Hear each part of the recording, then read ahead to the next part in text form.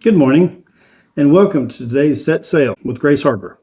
I'm Jim, and today our reading is from the book of Psalms, specifically chapters 81, 88, and 92 and 93. Psalm 81 starts with a call to sing for joy and praising God for their strength. Lift up a song with instruments to the God of Jacob. The people are reminded once again of God's faithfulness and how he delivered them from Egypt in their journey throughout the wilderness.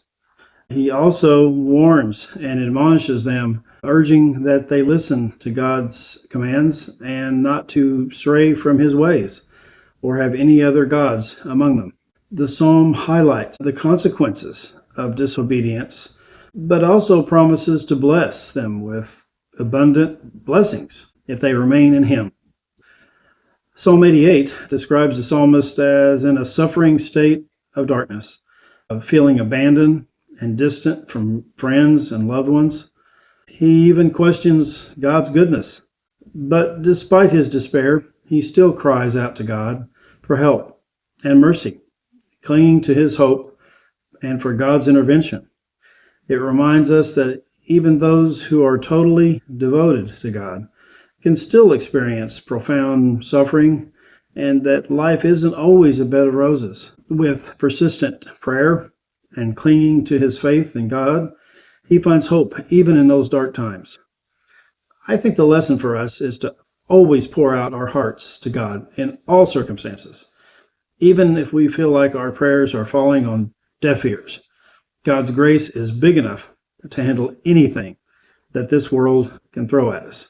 Psalm 92, a song for the Sabbath day, encourages once again to give thanks and to sing praises to God with harp and lyre. He is steadfast and faithful, both in the morning and at night. The psalmist contrasts the righteous like the trees of Lebanon, and the wicked are like the grass that withers, encouraging us with God's eternal reign and victory over evil. We should be encouraged to bask and reflect in God's goodness and faithfulness, both today and every day. The Lord is just. He is my rock. Psalm 93 is the first of the royal psalms, celebrating God's rule and kingship, describing him as robed in majesty with divine power and authority. We're told of the unwavering stability and control of God's creation. The psalmist offers hope and comfort in times of uncertainty, that God remains supreme and offers us an unwavering source of assurance.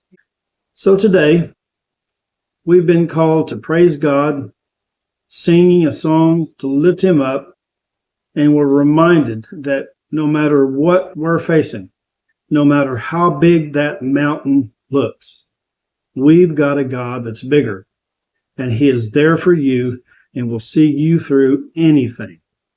Also, we're encouraged that God will triumph over evil. In that spirit of praise and singing, I'd like to encourage you to listen to one of my favorites.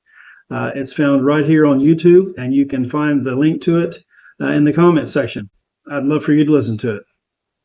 I hope you have a great day.